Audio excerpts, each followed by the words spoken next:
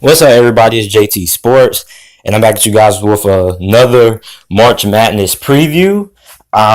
We're here with Quincy Bell Sports, who is going to be on for a couple of days, giving us his great college basketball knowledge.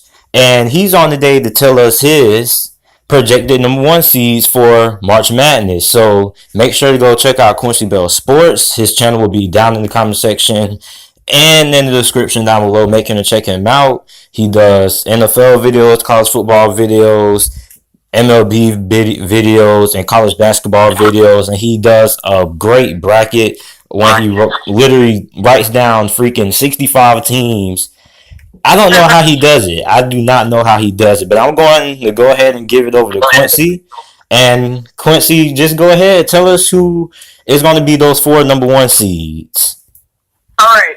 So for the past month, even 2 months, the top four teams really haven't changed. It's been Duke, Virginia, Tennessee, and Gonzaga. It's pretty much just been those four teams throughout almost the entire year.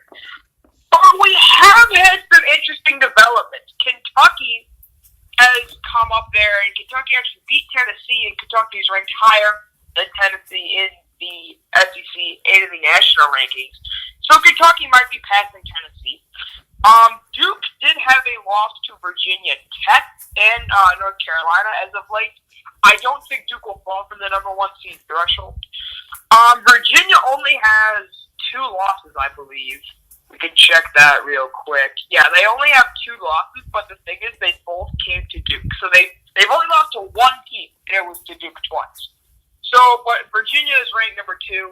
But in my eyes, the best team in the nation, the best team in the nation is Gonzaga. They've only lost 2 games to Tennessee and UNC, both pretty far away from home. UNC had to play all the way across the country. Gonzaga is actually in Spokane, Washington. Not a lot of people know that. I actually didn't know that for a while. And Tennessee was in Phoenix, and they did lose that game in overtime. But if I had to make my 4 number, and Michigan State's another team, although I am a Michigan State fan, and I don't think they're as good as people are saying. But my 4 number one seeds would be Duke, Virginia, Gonzaga, and Kentucky. If you want to have the number 1 overall seed, I think it should be Gonzaga, but I think it will be either Duke or Virginia again. But my 4 number ones are going to be Duke, Virginia, Gonzaga, and Kentucky. Okay, so Duke, Gonzaga, and Kentucky, and who was your last team? Virginia. Okay, so no Big Ten teams there. That's kind of shocking because Michigan was pretty dominant. You got Michigan State, and for the SEC, that you got LSU in there. You got some pretty loaded teams. So what if really these guys are pretty much the front runners, and no matter what happens in over the next week or so, these teams most likely are going to have a chance at number 1. Yeah. You mentioned the Big Ten. Michigan has actually dropped some games as of late. They lost to Michigan State at home. That was a good win for Michigan State. I'm tempted to put Michigan State at number 1, but I don't think they're better than Duke. I think Duke has the way better record, and they have probably the way better players. So Okay. I don't see Michigan or Michigan State getting there. So out of these 4 teams, which one do you think could most likely make it to the Final Four? Because we know Virginia was a favorite, and they got upset by UMBC.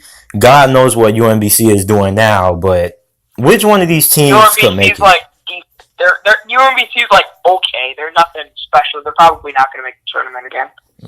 Okay. So which one of these teams is most likely going to make it to the Final Four, has the best chance? All right. I'm going to tell you something about Duke real quick. This kind of goes along with my pick here. Duke gets flustered very easily. They can get thrown off their game very easily. It hasn't happened a lot. But if we look at their loss to Gonzaga is a lot more experienced team. They're full of juniors, seniors. They're a very, very experienced team. They lost that one. They were down pretty big in that game. Against Syracuse, Trey Jones goes down. Their whole team they were all just flustered from the beginning of that game. UNC, Zion goes down. down, breaks his shoe. By the way, who glues a shoe together? Nice, get your stuff together. Zion goes down, UNC gets them early, and then Virginia tackles some late game heroics. I think Duke will get upset by a more experienced team because they don't have that much experience. Like I think all their starters are freshmen. I don't know if Marquise Bolden's a freshman, but I know they at least have 4 freshmen. If you're asking in Virginia, we could talk about them. They never do good in March. I mean, they got upset by Syracuse in the Elite Eight one year. We know about UMBC. They got upset by Florida. They don't get it done in March. I think Kentucky's probably the weakest out of the 4-1 seeds. So that leaves Gonzaga. They are an experienced team that can shoot the ball very well. They have size. They're undefeated in conference play. Granted, they do play in a very weak conference. But they have to schedule good out-of-conference games. And they have some very good out-of-conference wins. Texas A&M, Illinois, Arizona. Obviously, that big Duke win. Creighton, Washington. These are some good out-of-conference wins. They've looked dominant as of late. And the thing you want to look for in the NCAA tournament is momentum going into the tournament. Gonzaga is going to be steamrolling with momentum. I'm going to take Gonzaga. Okay, so that's Quincy Bell Sports giving us his top 4 projected number 1 seeds going into March Madness. Now, for those of you guys who don't know, this video is being recorded on March 1st. So a lot of things can happen, a lot of shakeups can happen, but this is the date that this is being recorded. And everybody make sure to go check out Quincy Bell Sports down in the comment section and the description down below. And Quincy, thanks for coming on once again. Hey, you're welcome, man. Big stuff coming for March. Big stuff. Thank you, man. Thanks for